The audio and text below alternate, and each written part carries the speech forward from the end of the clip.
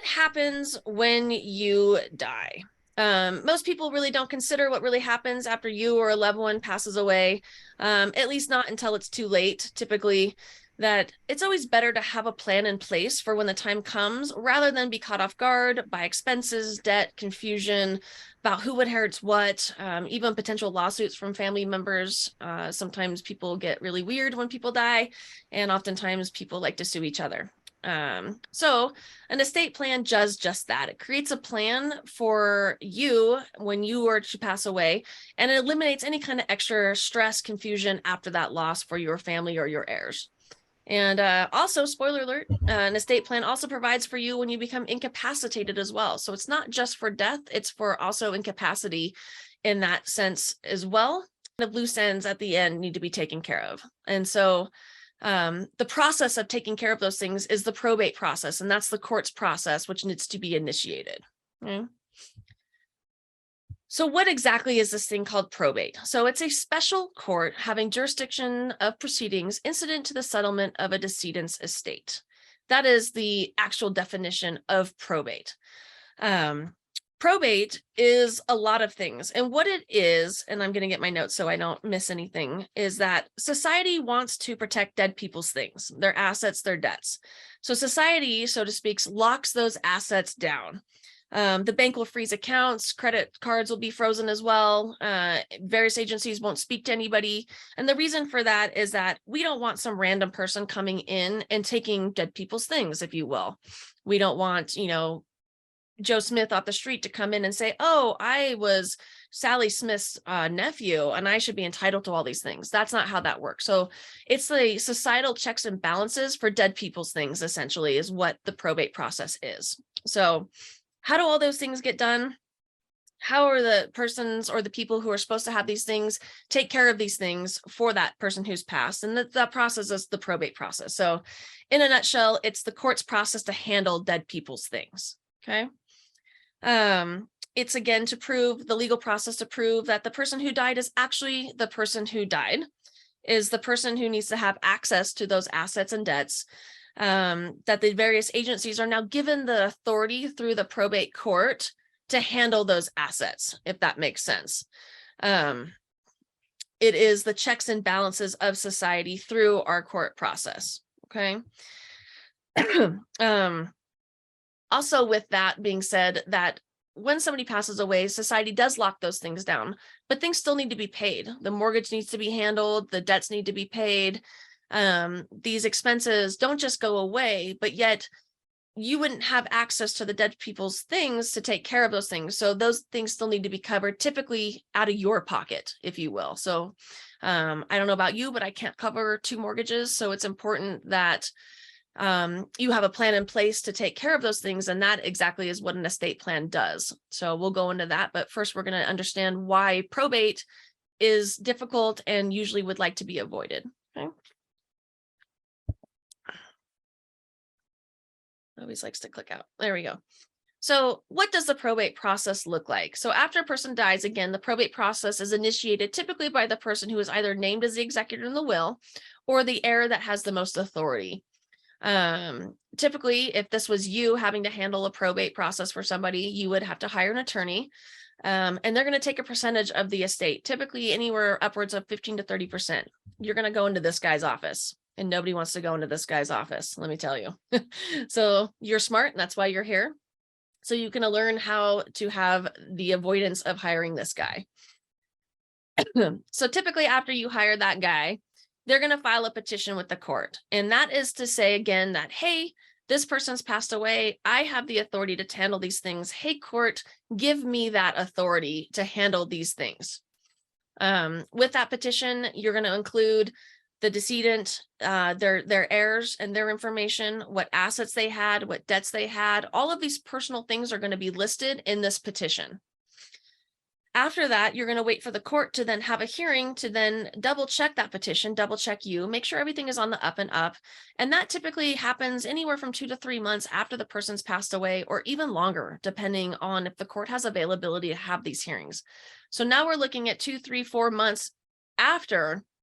And again, you still don't have authority to pay these bills or have access to these assets.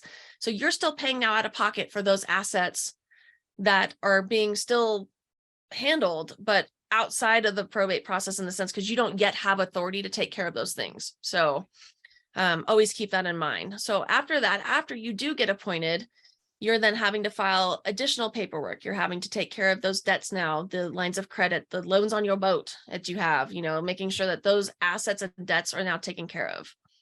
Also think about real property. Mi casa is the state's casa. So if you don't have a plan in place, the state may have a plan for you of taking a percentage of the estate that could have went to your heirs.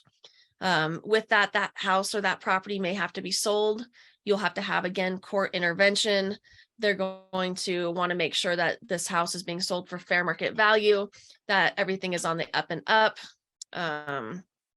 From there, once you have the authority, you have the ability to garner and to get all those assets together. So you're going to do what we call an inventory and appraisement. That's because now, after you've been appointed, you have the authority for these institutions to deal with you.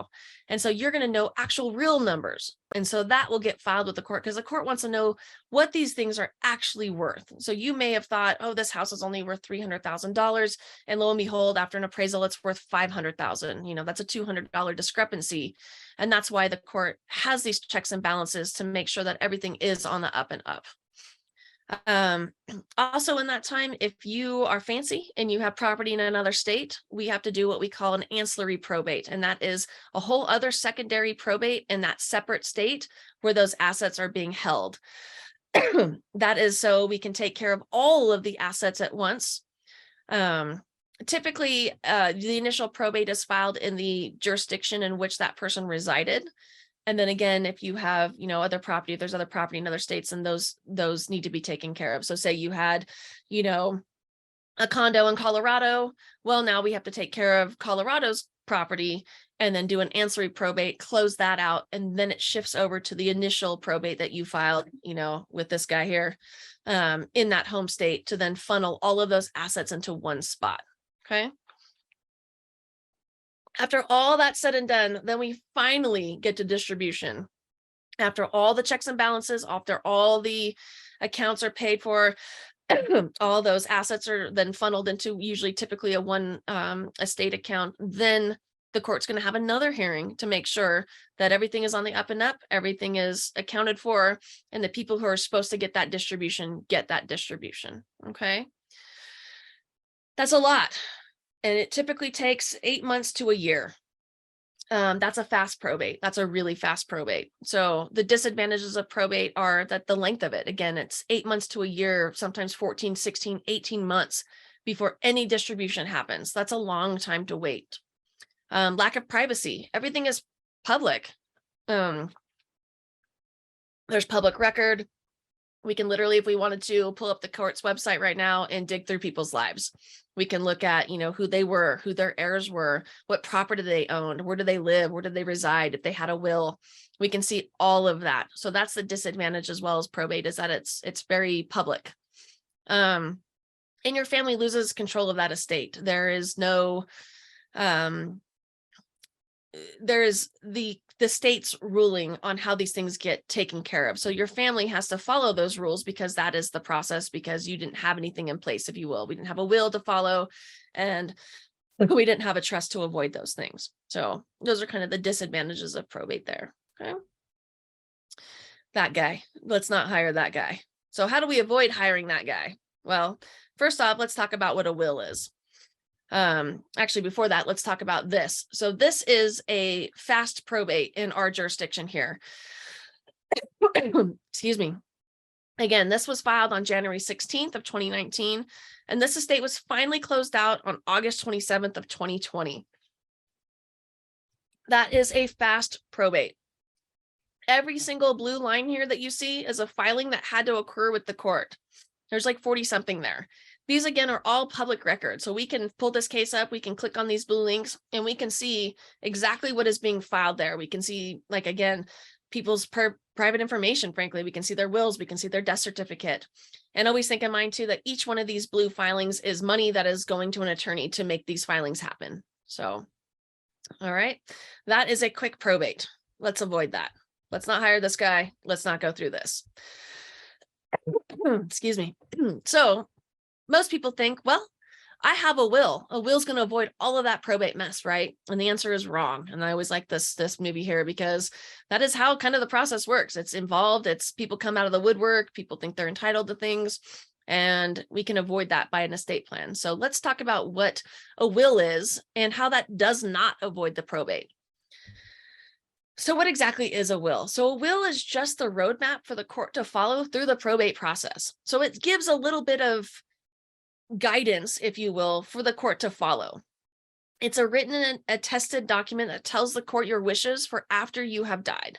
So again, it's the roadmap for us to follow. So it's great to have. I think it's the minimum you should have in place, because at least it gives some direction and some guidance, and we're not just having to go through intestate succession. Your family and heirs, again, will still have to go through that probate process, but it makes it not a little bit easier, but it gives direction. It is helpful to have, like I said, so at least we can follow those directions. That without it, maybe, your nephew Jimmy would have inherited, but you don't really like him. So we're going to make sure that that doesn't get included. And that's where the will is important to have. It gives the instructions. Okay. So after all of that, how do we avoid probate? And we avoid probate by creating a revocable living trust. Okay. And that's why we're here. So what is this magical revocable living trust?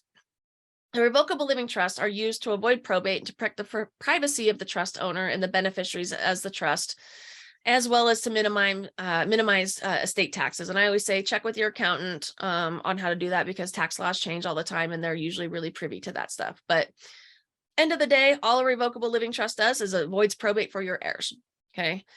It's a document that transfers all of your property outside of the probate process. So your family and heirs are not going to have to go through the probate process if everything is done correctly through your estate plan and that with that revocable living trust.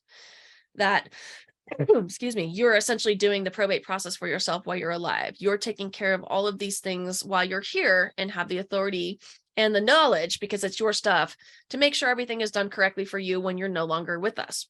Okay. You are controlling the transfers of that property, those bank accounts, those vehicles while alive. So when you do pass away, all of that is already kind of done ahead of time. And then your heirs just have to step in and kind of just keep managing that for you.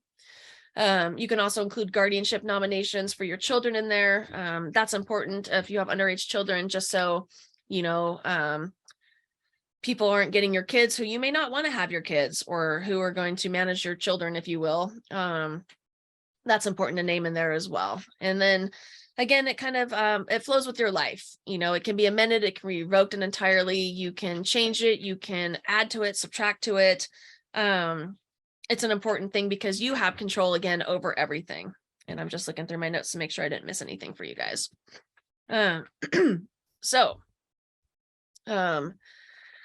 Advantages, avoiding the probate. Again, that's the advantage of it. So your heirs aren't going to have to go through probate. It's private. It's not recorded anywhere. It's not public. Nobody's able to really dig through these unless there's an issue. And your family keeps control of your estate. They're managing it. They're not having to wait for court intervention. They're not waiting for hearings. They're not having to hire, this guy back here. We're not having to hire him, which is great. You're just able, or your heirs are able just to come in seamlessly and take care of these things for you without having to wait or go through that probate process. Okay. And I always tell kind of two stories of this. The first story is that my friend's father passed away in his sleep. He was pretty young. He didn't have anything in place. And 4.5 years later, that probate was finally closed out.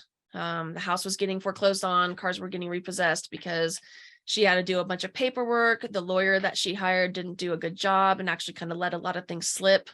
The court wasn't very happy. We had to do an ancillary probate up in North Dakota. 4.5 years later, we finally got that closed. That was a nightmare. And she still has issues with answering the phone because people would call and badger her and harass her.